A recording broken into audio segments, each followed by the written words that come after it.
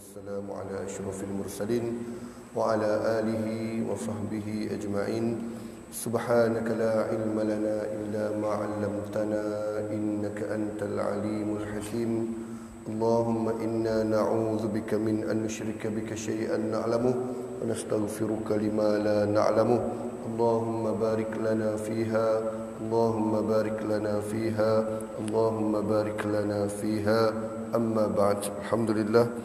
Hormati Tuan Guru Haji Hasbullah, tuan-tuan imam, pegawai-pegawai masjid, Jami' Al-Ihsan, tuan guru, ustaz-ustazah, adik-adik madrasah Tahfiz At-Tanwiriyah, tuan-tuan dan puan-puan yang dirahmati Allah Subhanahu wa taala sekalian. Saya mohon izin untuk berkongsi hari ini insya-Allah di pagi penuh barakah hari Jumaat ini tentang satu surah yang mana imam rajin baca dalam solat. Kita dengar daripada kita kecil lagi, insya-Allah kita hafal surah ni, dan surah ini mengandungi 9 ayat, merupakan surah Makkiyah dan juga surah yang ke-104 di dalam susunan Al-Quran yang diberi nama surah Al-Humazah. Surah Al-Humazah. Kita ambil pengajaran daripada surah Al-Humazah. Tuan-tuan dan puan-puan yang dirahmati Allah Subhanahu wa taala, kata orang Melayu, kerana pulut santan binasa, kerana mulut badan binasa. Tapi kalau surah Al-Humazah ni, kerana mulut atau kerana lidah masuk neraka. Jadi kita tengok kenapa kerana mulut, kerana lidah masuk neraka. Pertamanya, tuan-tuan dan puan-puan yang dirahmati Allah Subhanahu wa taala, dalam surah Al-Humazah ini merupakan surah yang terakhir sekali Allah Subhanahu wa taala menceritakan tentang hari kiamat dan api neraka. Surah terakhir yang Allah sebut dalam dia api neraka dan tentang hari kiamat. Lepas tu dah cerita benda-benda lain dah. 10 surah yang terakhir yang selepas dia. Kemudian surah Al-Humazah inilah surah yang merupakan salah satu daripada 2 surah yang Allah Subhanahu wa taala mulakan dengan perkataan celaka ataupun binasa dalam bahasa kita. Wail ditambah dengan lam, wailun, wail. Maknanya kecelakaan atau kebinasaan. Yang pertama, surah yang menggunakan wail ataupun wailun, surah Al-Mutaffifin. Betul tak adik-adik? Al-Mutaffifin. Al-Mutaffifin ni kecelakaan yang besar bagi orang-orang yang menipu dalam timbangan meniaga. Yang ni pula kecelakaan apa? Kita tengok kejap lagi. Jadi tuan-tuan dan puan-puan yang dikasihi Allah Subhanahu wa taala, antara yang special lagi surah istimewa surah Al-Humazah ni, bila mana dalamnya Allah sebutkan narullahil muqadah. Sebelum surah-surah lain Allah gunakan dengan perkataan antaranya naru jahannam. Nama-nama neraka, naru jahannam antaranya. Tapi dalam surah ni Allah gunakan narullah. Satu peringatan yang keras, api daripada Allah Subhanahu wa taala. Jadi dalam ayat pertama surah Al-Humazah, tuan-tuan dan puan-puan yang dirahmati Allah Subhanahu wa taala, Bismillahirrahmanirrahim, dengan nama Allah yang Maha Pemurah lagi Maha Penyayang. Wailul likulli humazatil lumazah. Wail, kecelakaan yang besar bagi setiap pengumpat dan pengeji. Apa maksud humazah?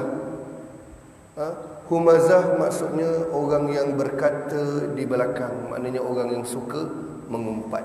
Tu saya kata kerana mulut masuk neraka. Kerana dalam surah ni diceritakan neraka yang nombor 4. Kejap lagi kita pergi kepada kisah neraka tu. Wailul likulli humazatil lumazah. Kecelakaan yang besar bagi orang yang bercakap di belakang, yakni mengumpat, humazah, dan lumazah, orang yang berkata di hadapan ataupun suka mencaci orang depan-depan. Sebab tu tuan-tuan dan puan-puan, mengumpat ke, kata depan-depan ke, dosanya sama, balasannya sama. Terang-terang dah Allah sebut kecelakaan atau kebinasaan. kebinasaan yang besar bagi orang-orang yang mengumpat dan mengeji. Sebab kita biasa dengar orang kita, orang dekat Nusantara ni, dia suka cakap apa? Daripada mengumpat, baik aku cakap depan-depan, dia kata. Cakap depan-depan pula dihina orang tu.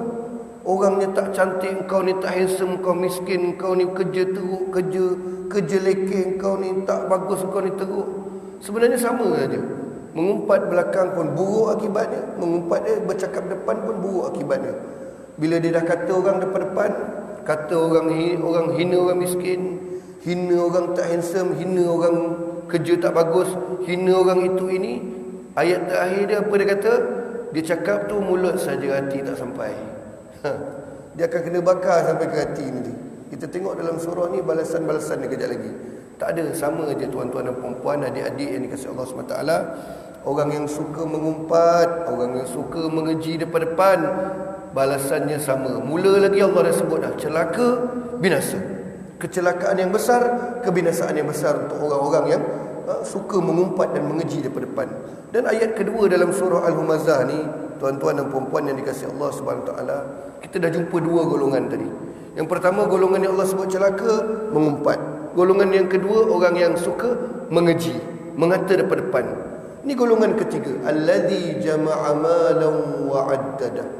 Orang yang suka mengumpulkan harta dia. Tak salah kumpul harta. Kalau kita ambil luaran ayat, kumpul harta je celaka, bukan. Yang kumpulkan harta, allazi jama'a malan wa 'addada yahsabu annama lahu akhlada. Apa dia? Orang yang suka kumpulkan harta, dia suka tengok dekat akaun bank dia banyak kosong, juta, bilion, trilion, berjuta-juta lemon duit dia, banyak dia. Tapi duit tu tak bagi manfaat pada dia, harta dia tu. Maknanya duit banyak dalam bank, kosong sampai 6, 0, 7, 8 kosong kat ujung dia. Tapi tak ada sedekah, tapi tak ada zakat, tapi tak ada mengembirakan hati anak-anak tahfiz, anak-anak yatim dengan duit dia. Duit tak menyenangkan kehidupan akhirat dia. Dan yahsabu annama lahu akhladah. Dan dia sangka duit yang dia kumpul banyak-banyak tu mampu selamatkan dia daripada api neraka dan balasan-balasan daripada Allah Subhanahu Wa Taala. Itu ciri yang ketiga yang Allah sebut celaka tadi. Orang yang mengumpat, orang yang mengeji depan-depan, dan orang yang kumpul harta banyak-banyak tapi tak buat apa-apa. Sebab tu tuan-tuan dan puan-puan, harta yang banyak ni, kalau banyak dimanfaatkan di jalan Allah, dimanfaatkan ke jalan Allah Subhanahu Wa Taala, itu harta yang paling baik. Sebab itu Nabi SAW sebut, laisal ghina an kathratil aradi. Bukanlah kaya pada banyaknya harta benda, walakinnal ghina, tetapi kaya yang sebenarnya ghinan nafsi, kaya jiwa. Sebab itulah kita ni walaupun pada zahirnya duit tak banyak, harta tak banyak, tapi kita manfaatkan untuk orang lain, kita kongsikan manfaat harta kita pada orang lain, kita orang paling kaya di atas muka bumi. Tapi yang lagi baik, kalau duit banyak, banyak sedekah dia, orang keliling merasa, setiap golongan merasa harta dia itu paling baik. Kaya dunia, kaya akhirat. Kita nak kaya dunia, kaya akhirat. Yang paling teruk sekali, miskin dunia, miskin akhirat. Itu dia orang miskin yang tak bertakwa, dalam miskin, tak nak bertakwa, tak nak semayang, tak nak ibadah, tak nak beriman, itu lagi teruklah. Tapi kalau paling baik sekali, kaya dunia, kaya akhirat, kaya jiwa, kaya harta. Jadi tuan-tuan dan puan-puan, bila sembang tentang harta duit ni, itulah manfaatnya. Bila ada duit yang banyak, tak salah kumpul duit harta banyak, manfaatkan dia. Yang jadi masalahnya, bila kumpul, seronok tengok dia banyak, takut nak keluarkan dia. Sebab apa? Kalau kita fikirlah, duit harta ni, kalau dalam Quran sebut, dia macam tumbuh-tumbuhan. Ketika dia tumbuh hijau, kita seronok dia tengok dia. Ketika dia berbuah, kita seronok tengok dia. Bila kita dah tuai buah dia, pokok dah kering, daun dah kering, dia mati, dia pergi macam tu je. Bawa ada air hujan, daun kering, pokok kering tu mati macam tu. Macam itulah hari ni dapat 2 juta, hore, seronok kita dapat 2 juta. Tiba-tiba bangun pagi besok dah ada dalam liang lahat. Mati dah. Yang dapat duit tu siapa? Bini kita, anak kita, kaum kerabat kita. Boleh jadi berebut pula dalam keluarga kita, tak ke mana. Dia macam pergi seperti angin yang lalu. Dapat, habis. sampai hilang. Itu hakikat harta, tuan-tuan dan puan-puan. Tapi kalau manfaatkan di jalan Allah Subhanahu Wa Taala, jadilah seperti janji Nabi sallallahu alaihi wasallam, idza matal insan, jikalau mati seorang insan, in qata'a amaluhu illa min thalath, terputus semua amalan dia kecuali 3. Pertama, min sadaqatin jariyatin, sedekah jariah dia. Itu dia, sedekah jariah. Walaupun kita beli sebiji batu bata, sumbang buat tangga masjid, pijak-pijak dapat pahala, bukan dapat dosa. Pijak orang dapat dosa. Yang ni letak batu buat tangga masjid, pijak-pijak dapat pahala. Buat lantai madrasah, pijak-pijak dapat pahala. Lagi apa Nabi sebut? Min sadaqatin jariyatin, wa min ilmin yuntafa'u bih, dan ilmu yang bermanfaat bagi dia, wa min zuriyatin salihin, dan yang ketiga adalah zuriat min waladin salihin, dan yang ketiga anak-anak yang soleh mendoakan mereka. Min waladin salihin yad'ulah, dan anak-anak soleh yang mendoakan mereka. Jadi pertama sekali tadi harta benda yang Nabi sebut takkan putus. Tapi ibu-ibu, bapa-bapa, bila sebut min sadaqatin jariyatin wa min ilmin yuntafa'u bih wa min waladin solihin yad'ulah, daripada tiga-tiga ni yang paling penting sekali anak soleh. Sebab kalau orang tu banyak harta, tak ada anak soleh, harta dia takat tu je, anak tak soleh, tak dapat nak gunakan harta tu diinfak untuk atas nama mak dan ayah dia. Dan yang kedua, kalau ilmu arwah ni banyak, tinggi ilmu dia, tapi kalau anak-anak dia pun tak kembangkan ilmu dia, kitab-kitab ayah dia, gedung ilmu ayah dia tak digunakan pun. Saya pernah jumpa, kadang-kadang tu alim, ustaz, sampai masa kitab dia pun orang lain yang pakai, anak sendiri pun tak pakai, kitab pun berabuk kat dalam gudang dia. Pentingnya anak soleh untuk menguruskan harta benda dan juga ilmu-ilmu yang kita ada di atas dunia. Sambung balik surah Al-Humazah, ayat yang keempat. Tuan-tuan dan puan-puan, ibu-ibu, bapa-bapa yang dikasihi Allah Subhanahu Wa Taala, kalla la yumbadzanna fil hutamah. Selepas saya ceritakan, saya kongsikan tentang suratul Humazah ni, ayat pertama Allah sebut celaka orang yang mengumpat dan orang yang suka mengeji. Yang kedua menceritakan orang yang ketiga, golongan ketiga yang Allah sebut celaka, orang yang kumpulkan harta tapi dia sangka harta tu boleh selamatkan dia dunia dan akhirat, sedangkan harta tu dia kedekut nak keluarkan. Dan ayat yang keempat, kalla la yumbadzanna fil hutamah, susunan yang cantik Allah ceritakan balasan dan tempat 3 golongan tadi. Kalla la yumbadzanna fil hutamah, tidak sesekali harta tu takkan boleh selamatkan kita kalau kita tak gunakan dia betul-betul fi sabilillah. Harta tu akan campakkan kita ke dalam mana? Al-Hutamah. Sebab tu jangan bagi nama kucing Al-Hutamah. Al-Hutamah ni nama salah satu daripada pintu-pintu neraka. Kalau ikut susunan dia, Al-Hutamah ni neraka yang keempat, pintu neraka yang keempat, Al-Hutamah. Jadi tak ke mana, 3 golongan tadi tu akhirnya ke neraka Al-Hutamah. Dan Allah Subhanahu Wa Taala sambung lagi, dia ulang balik, wa ma adraka mal hutamah, tahu tak kamu apa dia itu hutamah. Dia kalau ada ayat pengulangan ni dalam Quran ni, ayat pengulangan ni maknanya nak kata apa? Kalau mak kita kata kat kita lah, dek jangan main basikal lajak contohnya, kali kedua cakap lagi jangan main basikal lajak, maknanya apa? Bahaya benda tu kan. Benda tu maknanya penting, benda yang penting. Manusia pun akan ulang 2-3 kali. Allah SWT sebut 2 kali. Kalla la yumbadzanna fil hutamah, sekali, tidak sesekali, bahkan mereka akan berada dalam neraka Al-Hutamah. Ulang lagi sekali, wa ma adraka mal hutamah, tahukah kamu apa dia itu neraka Hutamah.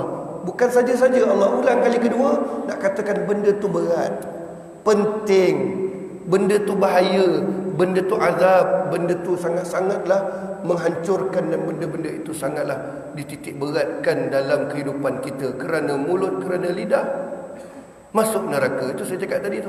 Jadi 2 kali Allah SWT ingatkan kita dengan pengulangan Al-Hutamah. Jadi berhati-hati dengan perkataan Al-Hutamah. Itu gunanya tuan guru, orang alim bahasa.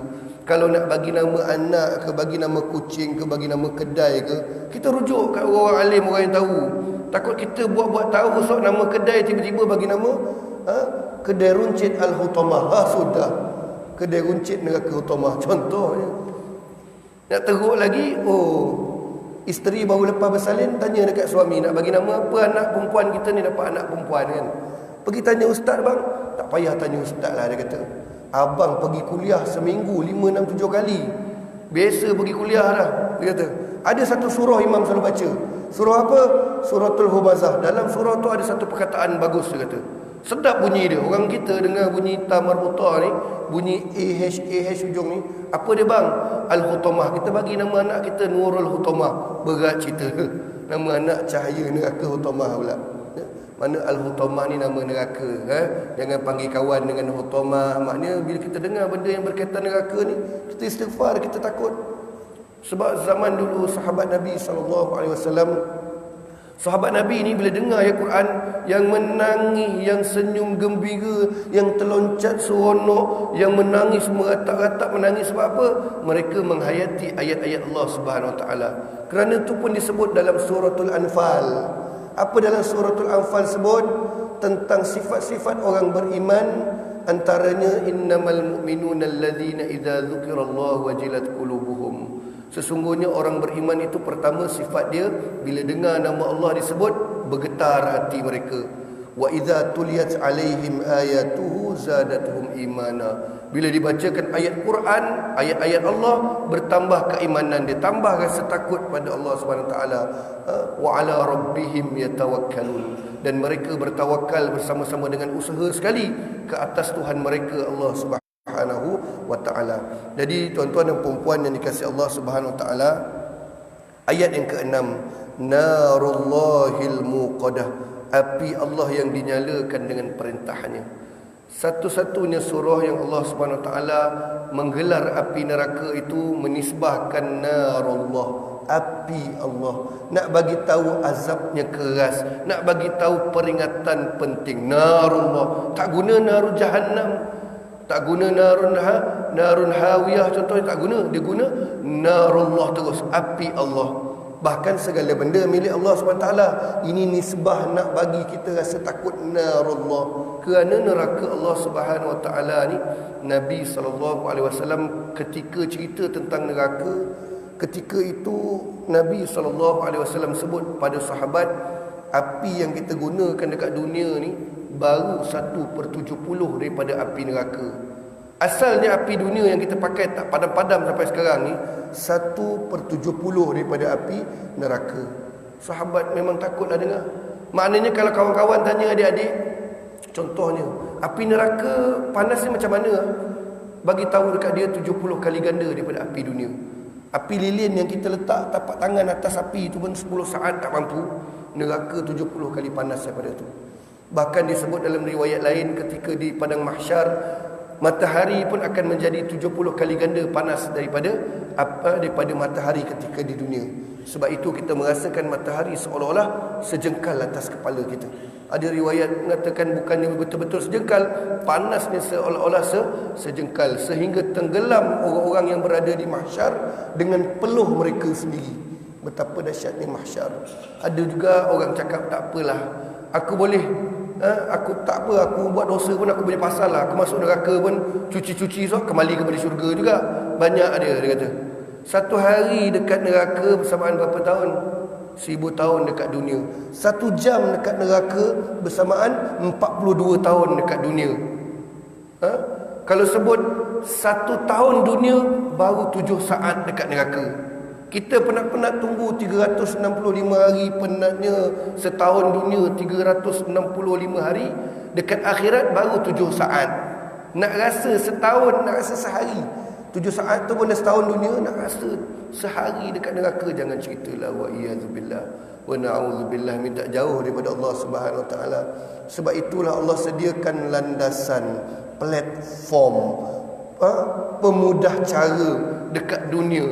Kalau buat dosa, istighfar cepat-cepat. Bukan kita nak tanggung dosa kita. Sebab kita nak tanggung macam mana? Depan Allah SWT nanti kita tak ada daya langsung.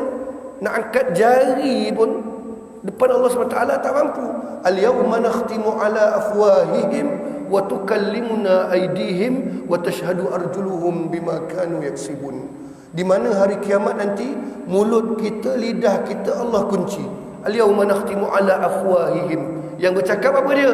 Wa tukallimuna aydihim. Tanpa kita boleh tahan, tangan yang tukang bercakap. Wa tashhadu arjuluhum. Tanpa dapat kita tahan, kaki akan jadi saksi-saksinya. Bima kanu yaksibun. Atas apa yang telah kamu kerjakan ketika di atas dunia. Macam mana kita kata kita mampu nak tanggung dosa, biarlah buat dosa, aku tanggung sendiri. Siapa nak tanggungnya? Mak dan ayah tak boleh tanggung, diri sendiri lagi tak boleh tanggung, terkunci rapat di depan Allah Subhanahu Wa Taala. Sebab itulah landasan istighfar Allah sediakan. Buat dosa, istighfar cepat-cepat. Antara doa yang baik untuk kita bacakan selain istighfar, doa yang dibaca sejak zaman moyang kita. Nabi Adam alaihi salam bacakan doa tu.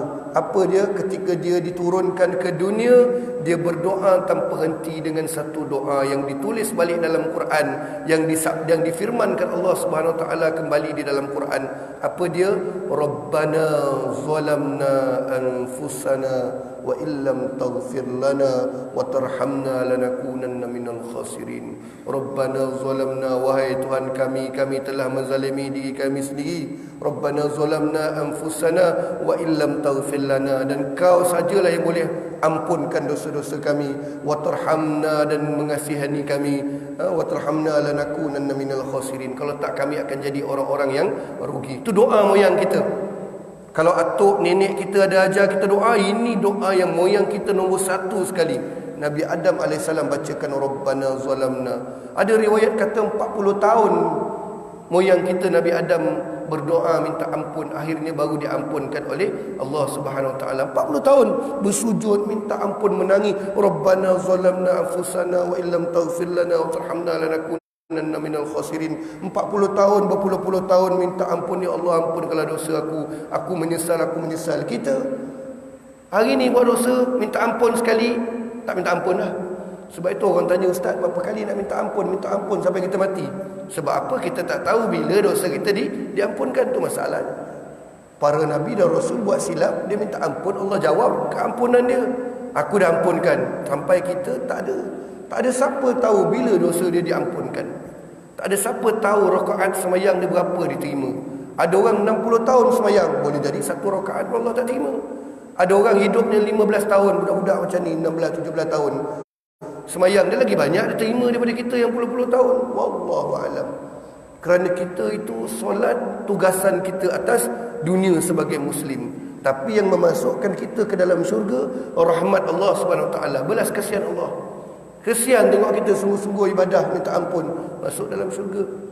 Syafaat Nabi, masuk dalam syurga. Kita buat benda yang Allah suka atas dunia, redha Allah, masuk dalam syurga. Sebab itulah tuan-tuan dan puan-puan yang dikasihi Allah Subhanahu Wa Taala, takutkanlah tentang azab-azab Allah Subhanahu Wa Taala.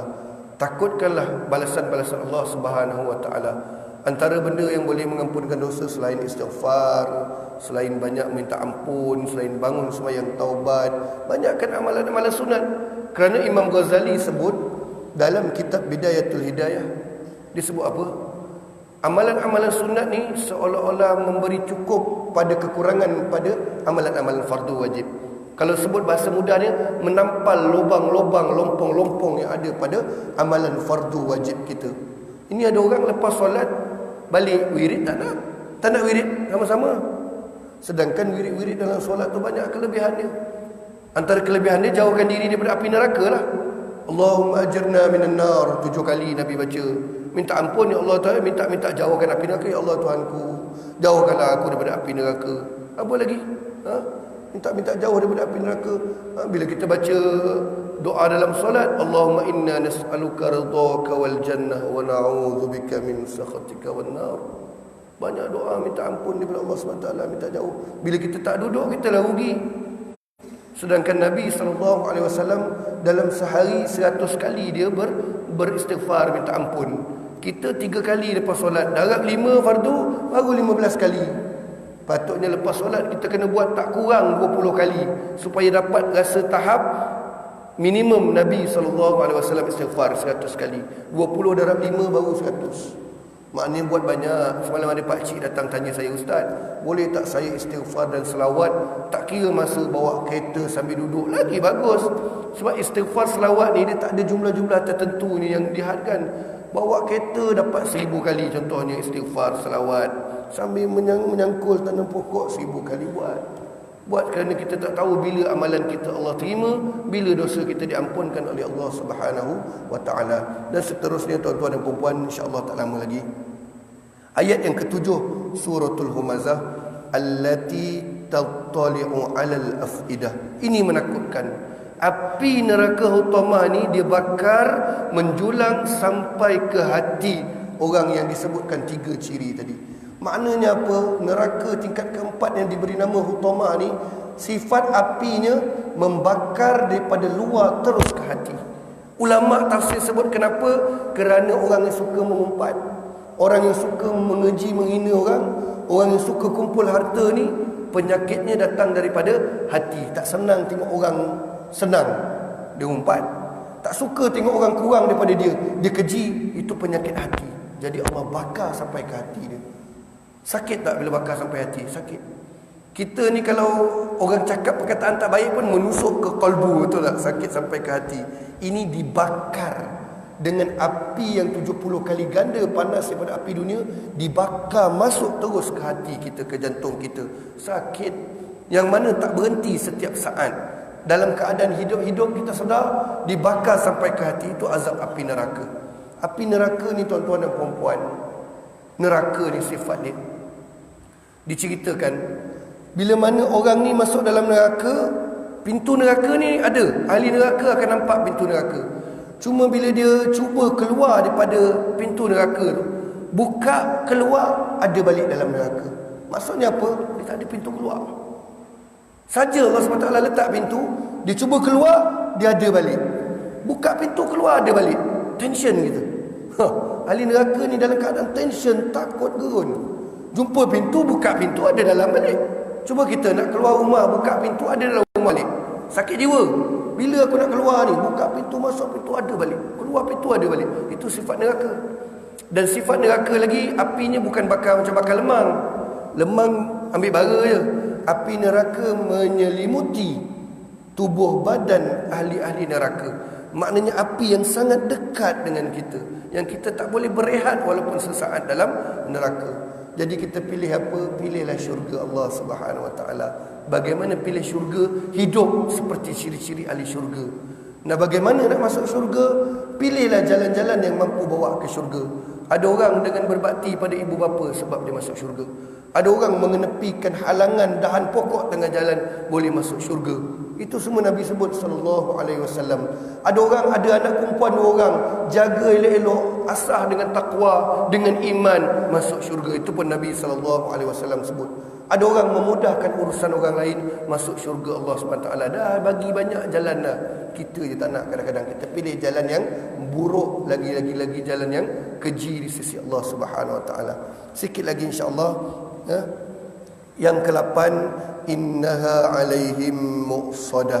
Sesungguhnya api neraka itu ditutup rapat atas mereka. Maksud tutup rapat tadi itulah, diselimuti atas mereka. Dan tuan-tuan dan puan-puan, ibu-ibu, bapa-bapa, ada orang suka duduk atas pagar, memerhati, dia kata kan, kau nak buat baik, nak buat jahat ni, aku perhati dulu mana untung. Orang yang suka perhati mana untung ni, dia diumpamakan seperti golongan yang disebut dalam suratul A'raf.